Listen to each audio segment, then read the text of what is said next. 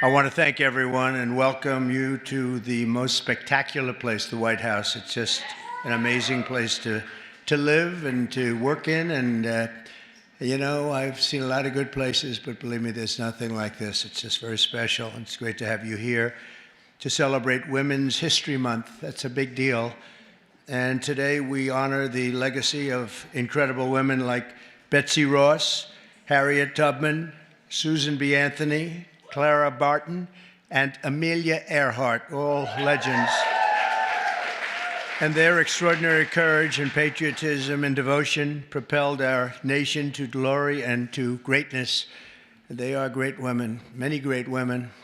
And thank you for the vote. You were very nice to me. The women, we set every record. We loved it.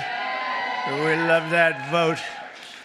But we're delighted to be joined by some of the pioneering women who are making history in our own time.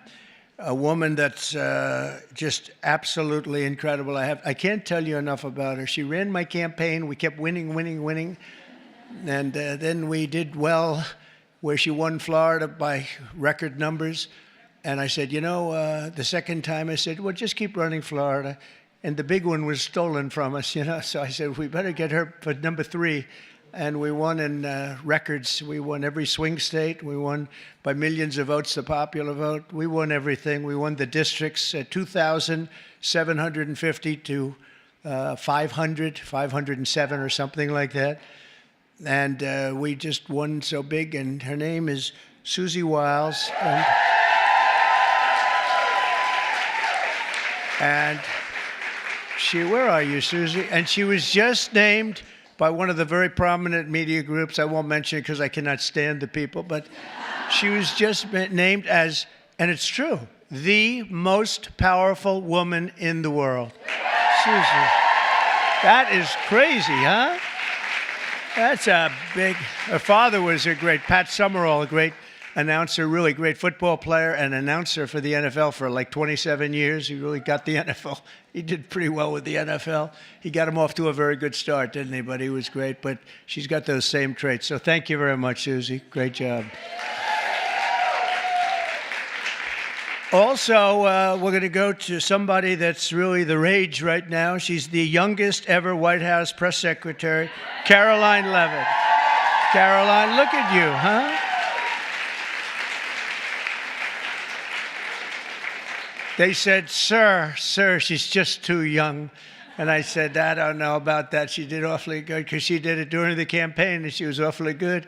And she's been amazing. She just did another one just a little while ago. She looked at Susie and looked at me. I don't know. I think I'm ready, sir. How old are you? 27, right? 27. And I said, you're not too young. And she's knocking them dead. Everyone's talking about you. Thank you very much. Great job.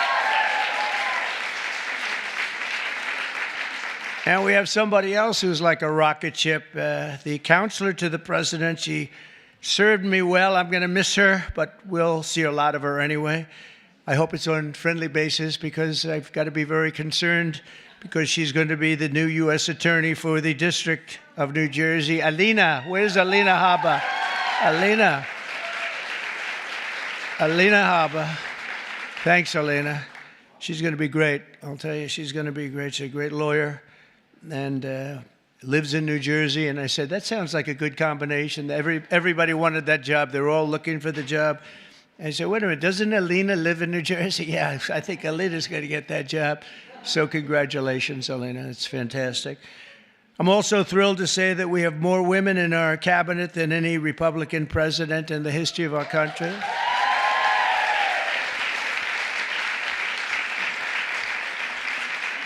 And joining us today is a woman I've known a long time. You talk about strong women. This is a strong woman. Remember, they were saying, he doesn't like strong women. That may be true, but if that's true, I'm in deep trouble because I'm surrounded. I got the strongest women. And this is a beautiful, strong, wonderful woman, Attorney General Pam Bondi.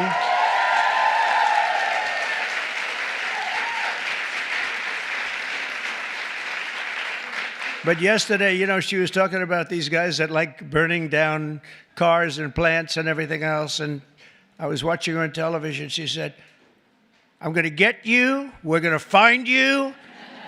and you're going to suffer. And I say, man, I don't want her after me. And, it's amazing. The attacks have gone down very, very precipitously. It's really, Pam is fantastic. Thank you very much, Pam. Really amazing. Along with a woman who was given a very hard and difficult problem, the cost of eggs. This was the problem. The cost of eggs. Eggs were through the roof. If you got to see the Biden chart, it's like a rocket ship, and Trump is like this way. But I gave Brooke the Secretary of Agriculture, and I didn't know it. I didn't know it. She studied that in college. I didn't know that. I was going to give it to her anyway. It didn't matter that she studied, but it sort of helped, right? But she came in and she lowered the cost of eggs by almost 50% in 3 weeks. Right? Someday you're going to tell us that secret. I want to find out. But the chart looks great. It's Biden like this, and then we're like this. But we also, by the way, we lowered energy costs really tremendously. Energy's way down. Cost of gasoline's way down. The cost of groceries, a word that I used a lot on the campaign. It's like an old-fashioned word, but it's a beautiful word, very descriptive word. And the groceries are coming down, Brooke, at a level that we're finally getting costs under control in our country, and people don't like talking about it because it's so good, it's so positive. I haven't seen one story on eggs plummeting by 50%, but someday they'll get around to writing it. Secretary of Education, she's trying to put herself out of a job. Linda, she's trying to put herself out of a job. She's moving education back to the States, and she's doing it at a rapid rate, and she's an amazing woman. I've known her also for a long time. She's been amazing. No matter where she's been successful, including with her husband building a tremendous empire. And Linda McMahon is very special. Thank you, Linda. Thank you. And it's getting praised, by the way, the concept of moving education back to the States, back to the mothers and the fathers. And you probably do it for less than half, and you're going to have great, great schools. I say that in our country, they have charts, and they rate the countries, various countries, and Norway and Denmark and Sweden and lots of places are rated at the top, and Finland. China's rated very high, too. Tell me, that takes the big problem out, because if they can do it, that's big, so we can do it. And we're rated toward the bottom. We're at number 37, 38, 39, or 40 out of 40. So we're just about last, and yet we're first in one very nice category, cost per pupil. So obviously there's something wrong. We just have to repeat that, Linda, and everybody says, well, I guess it's time to do it. And it's been that way for a long time. And originally, we had it run by home state, so we never had that kind of a problem. But it's going to be, Katie, it's going to be brought back again, and Linda's going to do it. And I just say, she said, you basically want me to get out of government, don't you? I said, that's right. Do your job and get out, but I promise I'll have something else for you, okay? I promise I'll have something even better for you, all right? But you're doing a job, and we appreciate it. Also, a special man. He's got a tremendous majority. It's so easy, a majority of about one. I think he's the only man could do the job because everybody loves him. Everybody respects him. He's really smart. He's so nice. People say, is he smart? I said, you have no idea. He's actually, he's really nice because he's smart. He knows it's the only way you can live with it. Where is Mike? Mike. It's the only way you can do it. He's the nicest guy. But in actuality, he's not a nice person. He's ruthless. You haven't seen this guy when he gets angry. I'll ruin your image overnight. He is a phenomenal guy. Our great speaker, Mike Johnson. Thank you very much. I don't know. Is that good or bad for you? I'm not so sure. It's okay. He said whatever the heck you want to say is okay. First female Republican Attorney General of Iowa and an early supporter of Trump. And where's Brenna Bird? Brenna, thank you very much. She's so popular in Iowa. She came out so early, and I appreciate it very much. That's great. Alaska Lieutenant Governor Nancy Dahlstrom. Nancy, thank you, Nancy. Thank you very much. You have a great governor, too, by the way, Nancy. He's also tall. He's seriously tall. I mean, the guy's like 7'2". He is a tall guy, but he's a great governor. And I have a son who's tall like him. And Barron is very tall. They're all tall, but Barron's seriously tall, right? So anyway, say hello to him. He's a great governor. South Carolina Lieutenant Governor Pamela Evett. Where is Pamela? Thank you very much. Good job you're doing. Great job. Good. And good luck with everything. I know it's big stuff, right? Oh, good. Thank you. Well, you have a great governor. Oklahoma Agricultural Commissioner Blaine Arthur. Blaine. Thank you, Blaine. Good.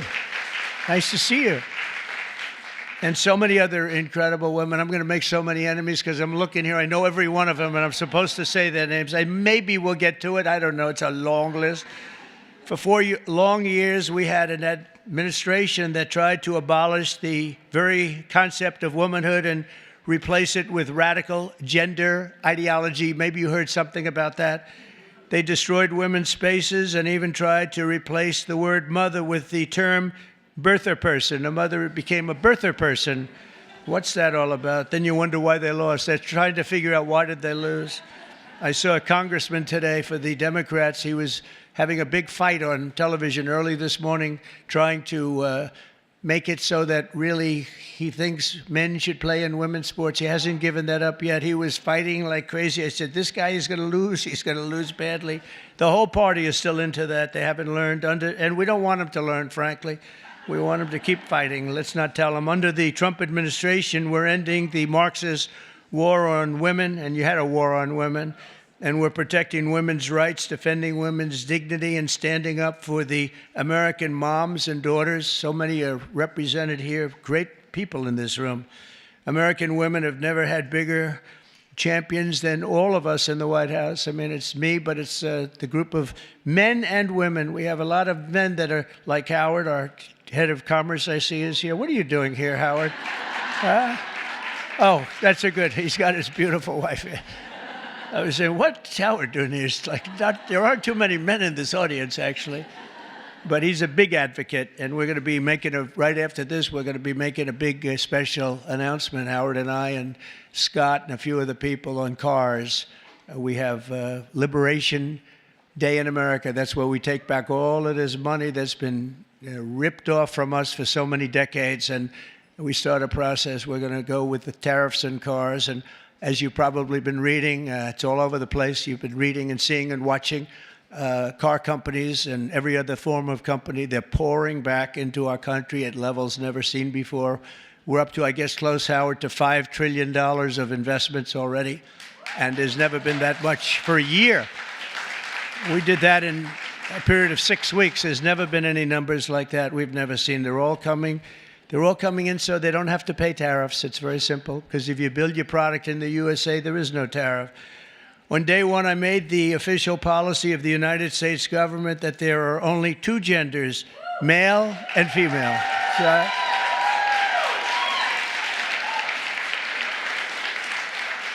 is there anybody, seriously, is there anybody that disagrees with that in this room? I was thinking maybe somebody from the press might raise their hand. I don't think so. There aren't too many people. You know, it's amazing. It's got to be like a 98% issue, right? So what are they doing, Marjorie? What are they doing? They're fighting for a 2% issue. That's good. Let them keep doing it. No matter how many surgeries you have or chemicals you inject, if you're born with male DNA in every cell of your body, you can never become a woman. You're not going to be a woman. And that's why last month I proudly signed a historic executive order to ban men from competing in women's sports, and it was very popular and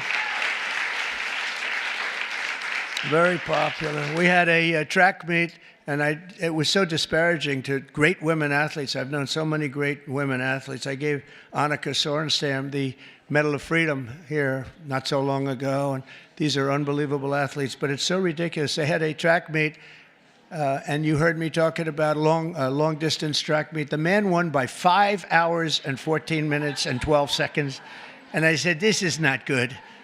And you want to see worse? Take a look at the weightlifting records. Take a look at the boxing. Take a look at this. The whole thing is ridiculous, and frankly, it's demeaning to women. and you are superior to men, in my opinion. What do I know? You are. Huh? I see you. No, they are superior. I've known it all my life, and I'm not happy about it. I'm not happy. I also banned puberty blockers. Can you believe I'm even saying this? And the sexual mutilation of minor youth. Now, who would think, let's go back 10 or 15 years. If you ever heard a statement like that, you'd say, what the hell is he even talking about, right, Brooke? What is he talking about? Puberty blockers. But that's where we are. That's where we've come, and we're ending it. We're sending it back to where it came from, oblivion, right? So in the recent election, we did fantastically well with women. I kept hearing, women don't like them. I said, I think they do. Don't like, fake polls don't like me. That's who don't like me. But we're setting records in so many of these cases. And I was for women. I was for the women, the suburban housewife, where I stopped low-income housing projects from being built at a house next to you, where people were being decimated. The houses were being literally ripped up and destroyed.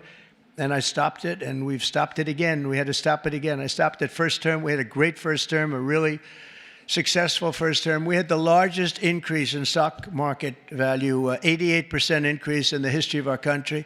We gave you the biggest tax cuts. We gave you the biggest regulation cuts. We rebuilt our military. We gave too much of it away to Afghanistan, this character.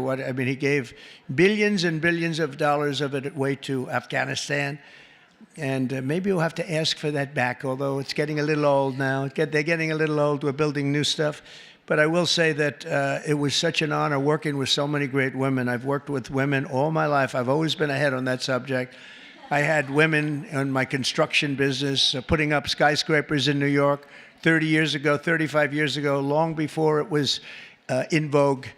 And they were phenomenal. Every one of them was phenomenal. My administration listens to America's moms, and that's why I recently created the Presidential Commission to make America healthy again, and that's really caught on. That's really caught on. And Bobby Kennedy, by the way, is doing a great job. I think it's going to go down as another great choice. And we just don't want to treat the chronic disease crisis. We want to prevent our children from getting sick in the first place. And there are so many things that we are doing wrong. Something happened. If you go back 20 years, autism, think of it, 1 in 20,000 children. Think of that, 1 autism. You see it all over. 1 in 20,000 children. Now it's 1 in 36 children. Now, what the hell is that all about? There's something out there, and we got to find it. But can you imagine 1 in 20,000, and now it's 1 in 36, not 36,000, 1 in 36 children. And I see it all the time. And so there's something out there, and we're going to find it. We're doing something really wrong, and it might be very simple to even correct, but we're looking very hard, and Bobby's looking very hard, and we're going to figure it out. And to further support our nation's mothers, I've signed an executive order to expand access to fertility treatments like IVF. That's Katie. Where's Katie? Katie called your great senator from Alabama. She called, and she was like in a little bit of angst, right? She said, "Sir, we just had a ruling from an Alabama judge who said you couldn't have the clinics IVF." And I was in my plane, and she said, "It's terrible, it's terrible. Friends of mine are virtually attacking me," and said, because they're not really, people don't talk about it necessarily, and why should they? But Katie called me up. She did such a great job, and she said, "Sir, you have to get on this right away. It's terrible. They're going to close up all the clinics." They ordered all the clinics closed. And I said, "So, Katie, give me a quick definition, please. Educate me in a minute or less." And she did. And I came out totally in favor of what all of these women wanted. And it became our issue. We actually took it away, Mike, from the Democrats. They were late to the party. And it was really, I give you a lot of credit. So thank you very much. Thank you, Katie. Great job.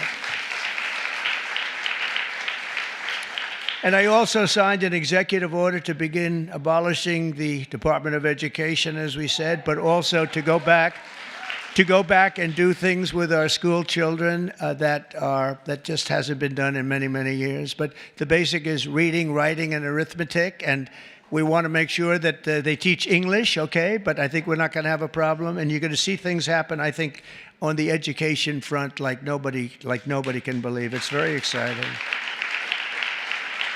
Very exciting. And so many of the states like Iowa and Idaho and Indiana, by the way, unrelated, but Indiana, they just signed Honda, one of the biggest auto plants in the world, is going. Honda, big company, would have never come here except for, let's say, the election. I like to say the election result, but let's give tariffs a little.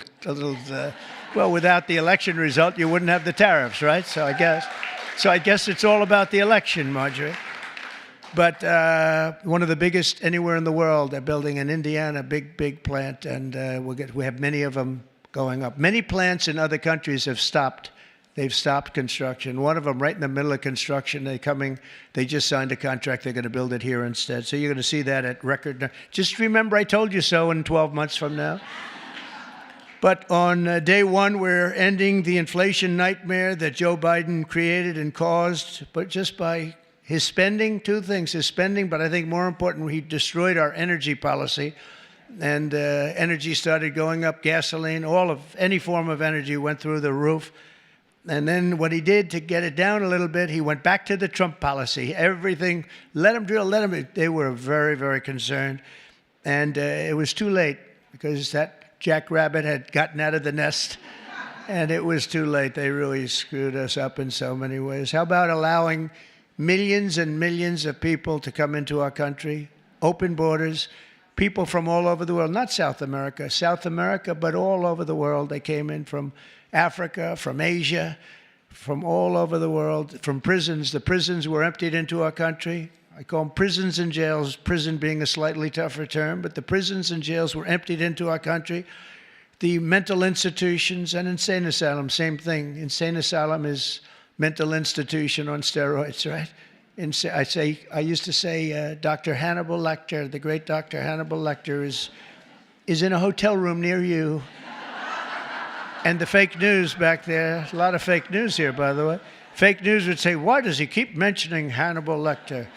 I said, you know why? Because we just won an election. We got a lot of votes because of Hannibal Lecter. We don't want to have Hannibal Lecter in our country. So we watched what was happening to destroy our country. And a woman, by the way, the head of Homeland, Christie is doing a great job. Kristi Noem. She's doing a great job. She's getting them out. And Tom Homan and Kristi Noem, they're doing an unbelievable job. She's tough. She might be tougher than Tom. Is that pretty tough, right?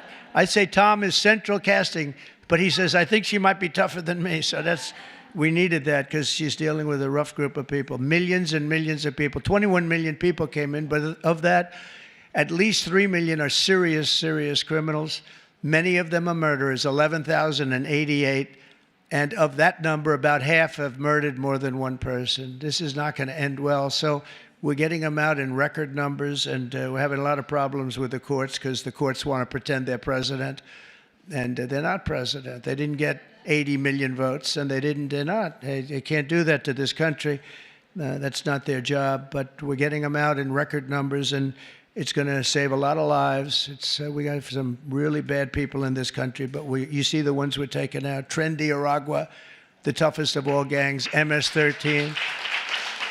And we're getting them out. So in just 2 months, core inflation has dropped to its lowest pace in 4 years. We've got it going down. The groceries I told you about, and energy of all kinds, gasoline, that's fallen below now $3. $3 for the first time in years since I was there, it's fallen below $3. We're going to get it down quite a bit lower. That's going to bring prices still further down, and people are going to be able to buy their groceries again, and so important. And again, I want to just congratulate you, Brooke. What a job you've done over there with the eggs. I was in office for 1 week, and I got this one article was so bad that Donald Trump has caused a massive egg problem. And I said, this is, and they showed it. It's like, terrible. But it was during his term that it went up, right?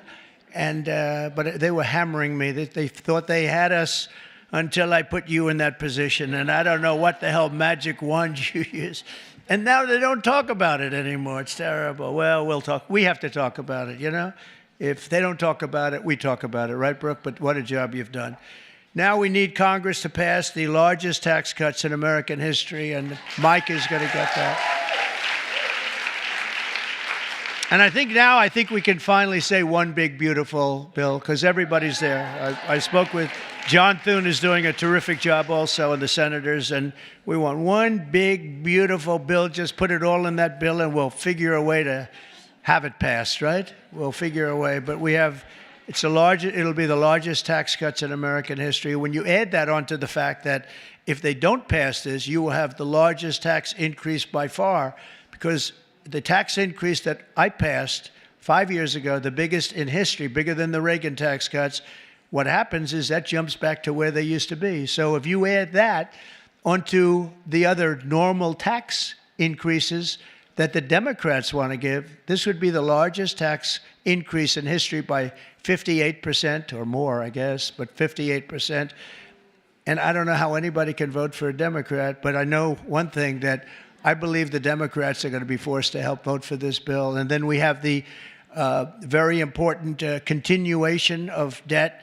I don't call it a debt increase, because we're not looking to increase. We want to just continue that line, and we should call it, I think, from now on, Mike, we're going to call it the continuation, because that's what it is. That was thrown into our lap unnecessarily, but we have it, and it's fine that we have it. But I think we're going to get tremendous support even from Democrats, because otherwise they're voting for the biggest tax increase in history by far, by, I think, 38 points. And I don't think they're going to want to do that. So, Mike, I hear you're doing great on it. And we're going to have tremendous goodies in the bag for women, too. The women, between the fertilization and all of the other things that we're talking about, it's going to be great. We're joined today, fertilization. I'm still very proud of it. I don't care. I'll be known as the fertilization president. That's okay. That's not bad. That's not bad. I've been called much worse. Actually, I like it, right? I like it. Thank you. We're joined today by many of the women members of the House and Senate who make up so much and make this all happen. And I especially want to recognize the leaders of the brand new Republican Women's Caucus, Senator Katie Britt. Again, Katie, thank you. Thank you, Katie. Great job you do. And Representative Kat Kamek, who just announced a new baby girl. That's good. I also want to say driving force behind the effort to create a Women's History Museum, with working very much with some of the women in this room. I'm not sure if it's been discussed specifically, but to create a women's museum on the National Mall.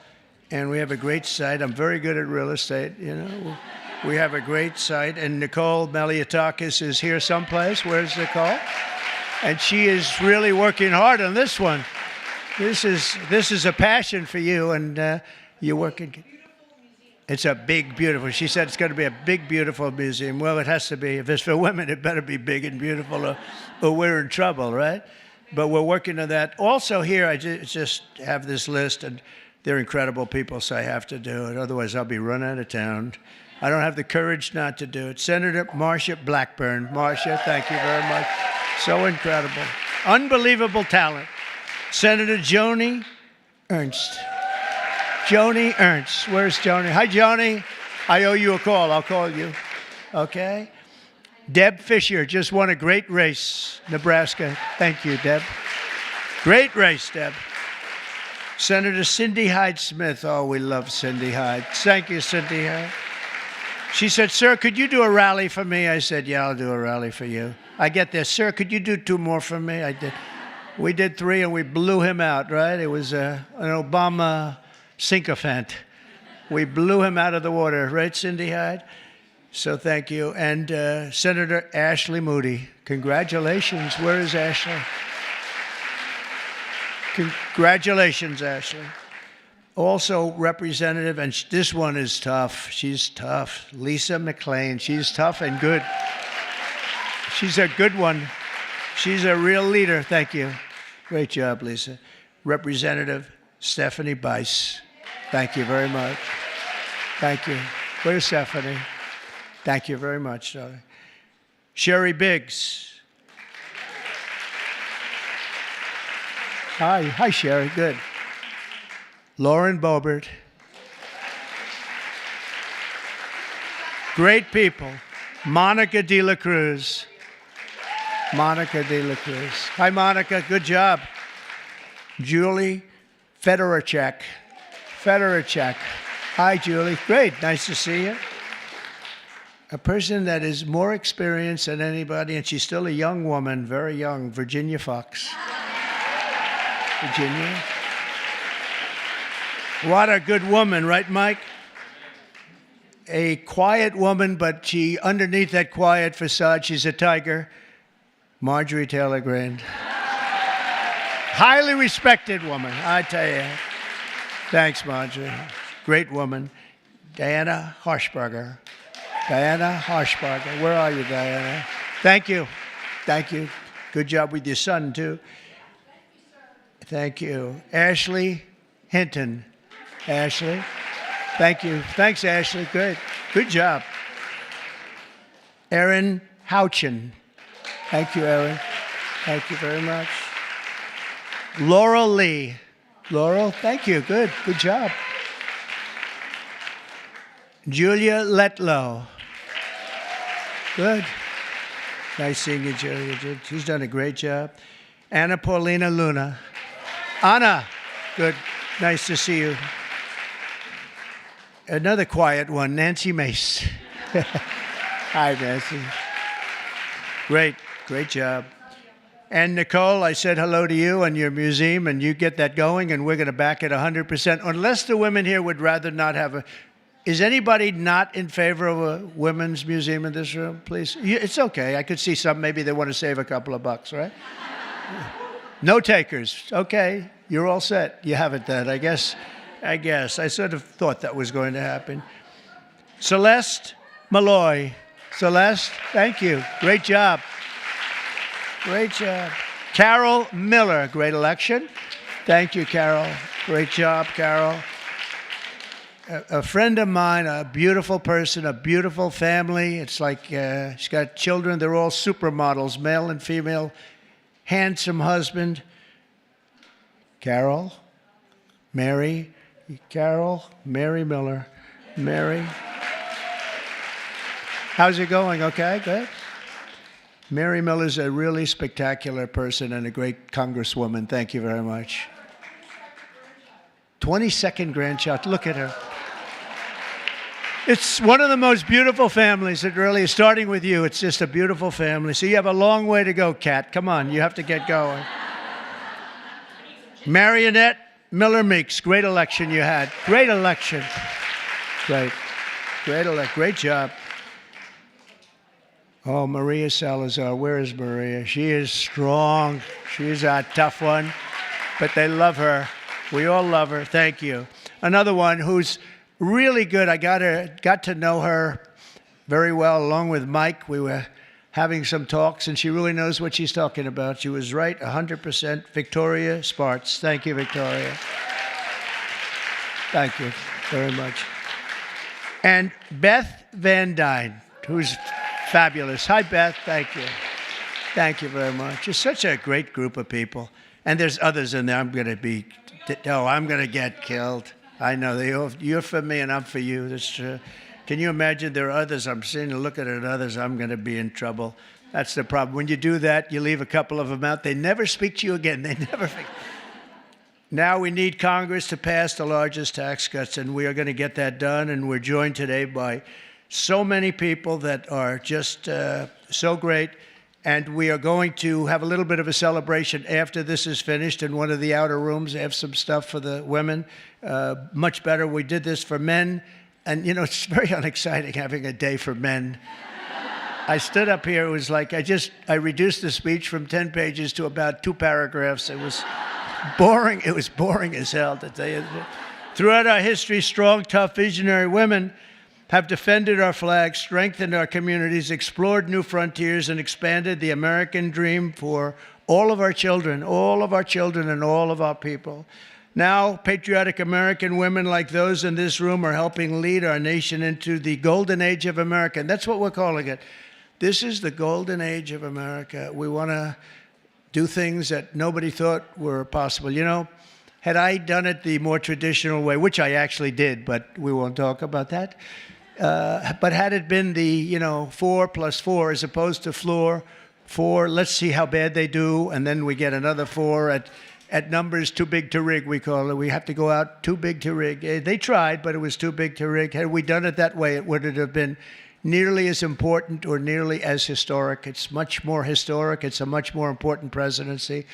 And frankly, because of how bad they were, we're able to do things that we could have never done if it were traditional. I don't think, Marjorie, we would have ever been able to have done the things we are doing now. You see what we're doing with the colleges, and they're all bending and saying, sir, thank you very much. We appreciate it. And nobody can believe it, including law firms that have been so horrible, law firms that nobody would believe, and they're just saying, where do I sign? Where do I sign? Nobody can believe it, and there's more coming. But we really are in the golden age of America, and I think you're going to see it more and more as we go along. Together, we're beginning our country's greatest era, and we're building a future that will be stronger, safer, healthier, and happier than ever before. And you're really going to be the leaders. I think you're going to be the dominant leaders, and you have a lot of them in this room politically, but just the fact that you're here and the fact that you're with us is so important. There's nothing like strong, beautiful, wonderful women. You have the heart, you have the whole spirit. You're amazing people, and it's an honor to be with you, and we're going to work together, and we're going to make this the greatest age in the history of our country. Thank you. Thank you, Mary. Thank you. Thank you very much, everybody.